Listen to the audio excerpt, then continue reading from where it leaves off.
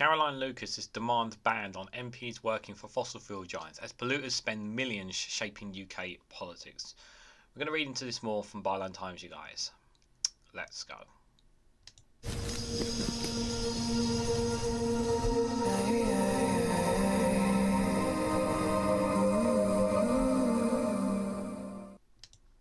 Good morning, good afternoon, good evening, wherever you are in the world. This is REGANELITE here with an article from Byline Times. So the headline that Caroline Lucas has demanded a ban on MPs working for fossil fuel giants as polluters spend millions shaping UK politics. Several serving MPs work for oil and gas firms, while many more accept gifts and take jobs from big polluting sectors after leaving Parliament. So guys, just before I give my initial thoughts, if you can, hit the like button and share this across social media so other people are aware of this video. So for those who don't know, Caroline Lucas, who is the only Green MP at this time, is set to leave. Is set to leave her post. She's standing down as an MP. Obviously, obviously there's someone else obviously in place lining up for her. Whether or not what will happen then would be obviously much. You'll see what happens when the general election comes around. How the Brighton and Hove constituency, which she resides, we'll see how it does in terms for the Green Party itself. But she, not so many politicians nowadays are ones that really do speak truth to power, and she has been one in that house that feels like she's, at times I feel like that Caroline Lucas is the only one who's been screaming and shouting in the house with any formality of common sense and decency, and it feels like it's an echo for her. Now, I'm not saying that she hasn't made a difference in the house in there, and I don't, because I do think that she has really done some terrific work as MP. She's done some great work for Brighton and Hove. She's done some really tried to push in some really good laws and really been working together with other political parties to try and get some things done for her work. But this one here, as much as I agree with this headline and agree that this needs to happen, and there needs to be a ban on MPs working for fossil fuel giants, I just can't see it happening. I just think that both Conservatives and I even think there are some. I don't know specifically any Labour MPs that have ties to big polluters, but I would not be surprised if we find out if Labour come into power at the next general election that one or two have their hands tied into it, and they will be, shall we say, slowly going into the whole green transition, shall we say. There has been some improvements in green transition under the last 14 years of Conservative, but nowhere near the levels that they need to be. There has been some of that green transition. I'm not going to say that the Conservatives haven't done any, because I think that would be folly to say that. There has been some of that, but there hasn't been nowhere near enough. And our hope is that when Labour come in, they can do that. But what this is about, guys, this is about MPs having ties to these fossil fuel giants, being able to shape UK politics for their own benefit needs so that they can financially gain off the back of taxpayers, off the back of continually damaging the environment. I know there's always climate skeptics out there, but I do believe there is such a thing as climate change, because we're seeing it in lots of parts of the world. It's not one-offs, it's not two-offs, it's starting to happen continuously in parts of the world, as well as happening here. Literally, people forget that 2 years ago we had one of the hottest days, almost one of the hottest days on record, which was absolutely insane. But people think just because it didn't happen last year that it won't happen again. This perception that climate change is not real, without even a shred of listening to any of the experts, because they believe they're obviously their Facebook groups and that are obviously they're right and not scientists and experts who know about climate change and have been studying it all their freaking lives. Obviously, they're the ones who will know the stuff, but obviously, no, it's their Facebook friends that know better, obviously. And these billionaires and millionaires who have ties to MPs, whatever political party, needs to be separated. Now, obviously, how they're going to be able to ban this? It's easy to say, well, how do they ban this? Well, they just introduce a law, they're banning it. Yeah, but is it going to get through as well? And the other thing as well, and I've just looked this up as well before starting this video, roughly about 40 or so Lords in the House of Lords have ties to British and not British oil and gas firms as well. So there may even be troubles getting it through the House of Lords as well, if such a bill was to come through as well. So that's all these things, all these issues that are coming in. But whether Labour will be able to do this, whether it'll be a hung parliament, remains to be seen. But I do stand with Caroline Lucas on this proposal. But I'm pretty sure that even after she's no longer going to be an MP, she's still going to be speaking her voice in places for sure. The UK's only Green MP will challenge the costly links between the fossil fuel industry and politicians and think tanks in a common debate on the 30th of January. So that was yesterday. The Brighton Pavilion MP Caroline Lucas, who is stepping down from Parliament at the next election to make more time for politics, told Byline Times that when we face a climate emergency, it is outrageous that the fossil fuel industry continues to enjoy costly links with politicians, exercise a malign influence on policy making to the benefits of oil and gas companies while our planet boils. Yeah, but it's essentially it, because, and it's far, far worse over in America as well, because they don't have one thing that America does not have, and one of the things they missed out big time, is never setting up a massive rail network in their country. That could have reduced so much emissions in their country if they set up a rail network in there. But they never did. I mean, I have heard one or two states and that setting up some rail lines, but states setting up some bits. But it's like, if they set up something like what Britain and the UK have, you know, I think it would be, they would significantly reduce emissions, because there would be less flying out there. But obviously the big oil and gas companies have influence there, and because oil is basically the money of everything, Saudi Arabia relies on it too, doesn't they? They are one of the biggest suppliers of it. And you know, you look at Saudi Arabia, 30 years ago, it was a complete 50 years ago, it's completely different to what it is now, because of the oil they found. She added, donations, sponsorships and the buying up of former ministers needs to end now. It's way past the time for Westminster to end polluters and access to the heart of policy making. It comes amid growing security after the row fossil fuel funded think tanks have on Britain's political debate, as Labour appears to drop its pioneering commitments to invest £28 billion a year on green infrastructure. And Labour's argument is, of course, is that well, we don't know what the budget's going to be like, and it's just like, okay, well, you know that the planet's, you know, getting a bit hotter. It might be an idea to kind of stick to this plan, but apparently they don't want to stick straight to it. In her debate, Caroline Lucas will highlight the disconnect between the needs to leave the majority of the world's coal, gas and oil reserves underground to prevent climate breakdown, and the UK government to continuing business as usual or worse in its approach to climate change. Prime Minister Rishi Sunak's government is currently pushing through legislation to push for new oil and gas licenses to be granted to energy firms every year in the North Sea.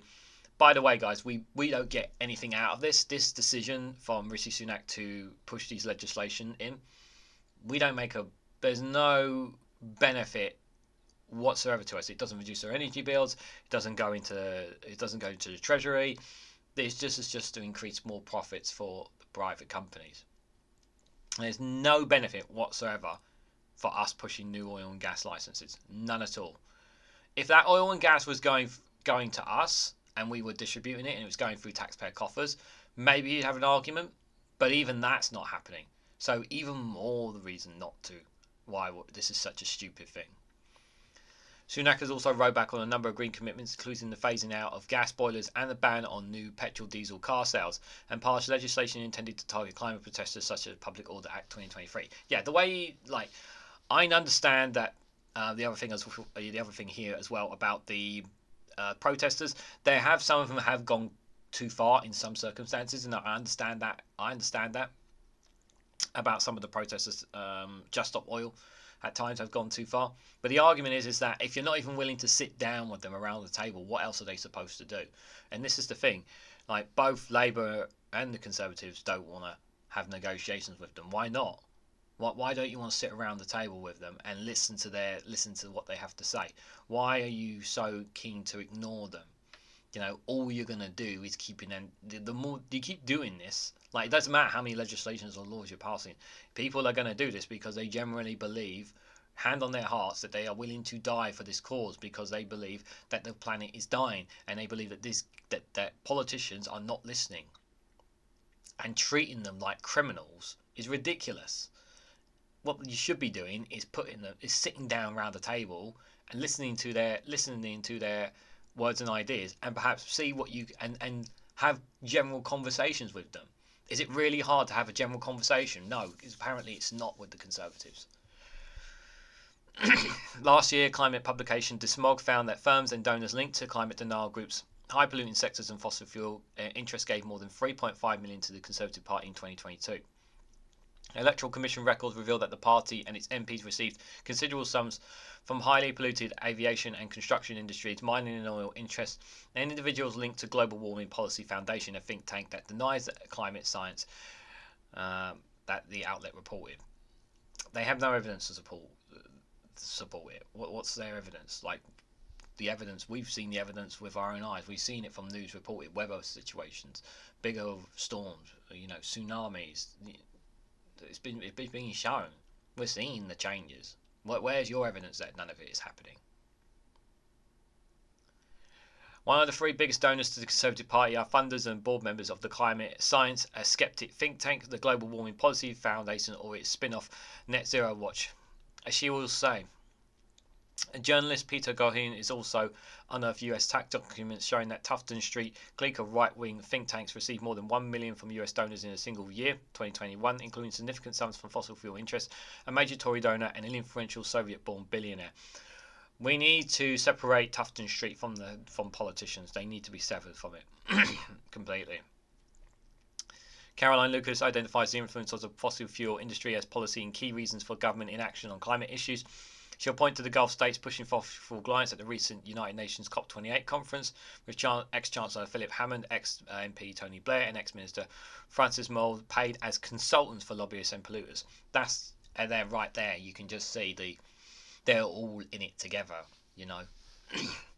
Companies ranging from Cardiff Airport to ExxonMobil, also known for handing out football tickets and passes for hospitality to events to MPs across the political spectrum. Yeah, this kind of thing should be banned. They shouldn't be allowed to accept these kind of things from companies because it gives them a foothold and an influence over politicians.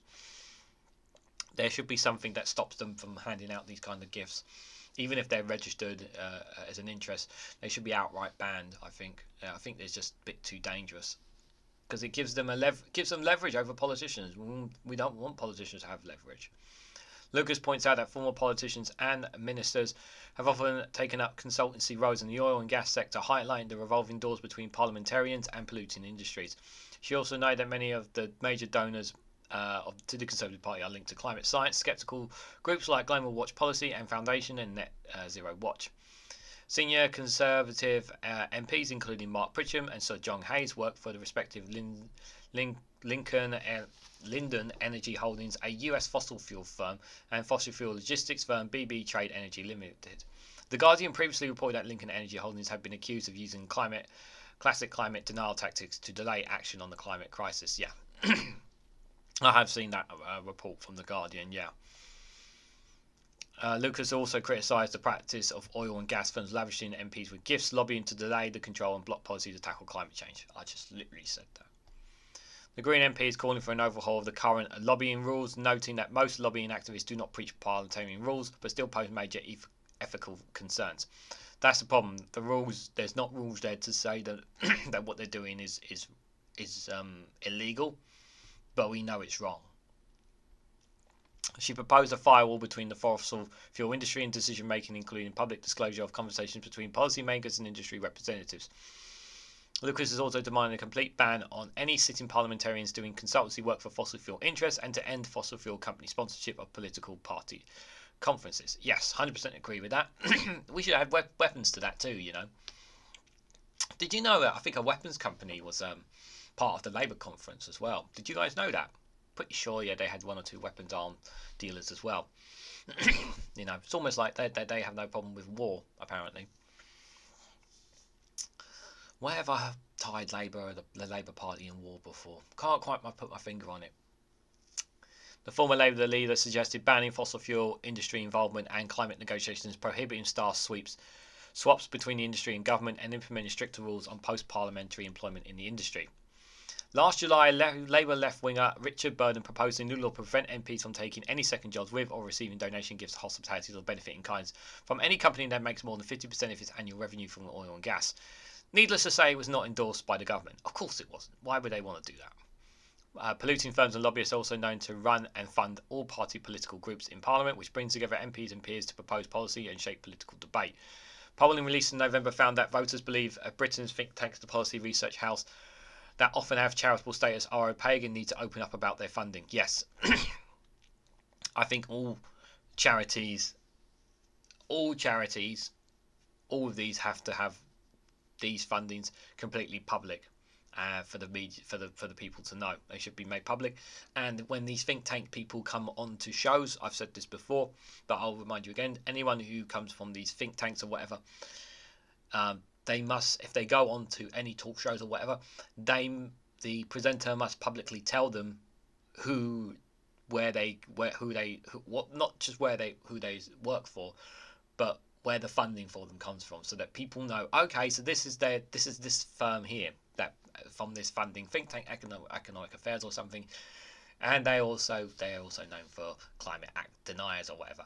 Then you can say equal opportunities and all that kind of stuff, because it's equal playing field or whatever on the table, because then everybody knows who they are funding them. A majority, 59% of the British public, believe that think tanks are not transparent, with only 9% of respondents disagreeing. Delta poll from polling from the centre of Miliband think tank found a majority of people believe think tanks lack transparency in every area of the UK, including the poll. That went for all people of all ages, political learning, voting intention, and social classes, with clear majorities for reform, whichever side the Brexit debate falls on. Well, we're not specifically talking about Brexit, obviously, but I think obviously I'm going to go out on a limb and say yes, even though the debate has already happened. I'm going to go out on a limb and say, guys, while I appreciate the fighting spirit, as of right now, there's not enough within the Houses of Parliament for this kind of change. Whether there will be enough for Labour to seriously consider it will be another debate. I think is another debate that we will need to have. But she's absolutely right. We do need to sever the ties of private businesses, not just oil and gas companies, but private businesses, gambling, tobacco, these links that they have to MPs and ties to them. We need to sever those ties, and we need to have ways to sever these ties, because they have way too much influence over our politicians. They have way too much influence, and we need to stomp this out. It needs to be enshrined in law. You know, so many people have said that Britain needs to have its own constitution, and I do think we need to have something of the sort that would really enshrine democracy, as we want to call it, in Britain, because I just feel like we just don't have it in this country with the way things are going right now. But what do you guys think? What do you make of Caroline Lucas and her ban on MPs working for fossil fuel giants? Do you think Labour have some MPs working for potential fossil fuel giants? Do you think it's just Conservatives? What do you guys honestly think about it? And how do we think we can approach this? Because it's not just a case of, if Labour come into power, they'll do it. Do we really think they will do it?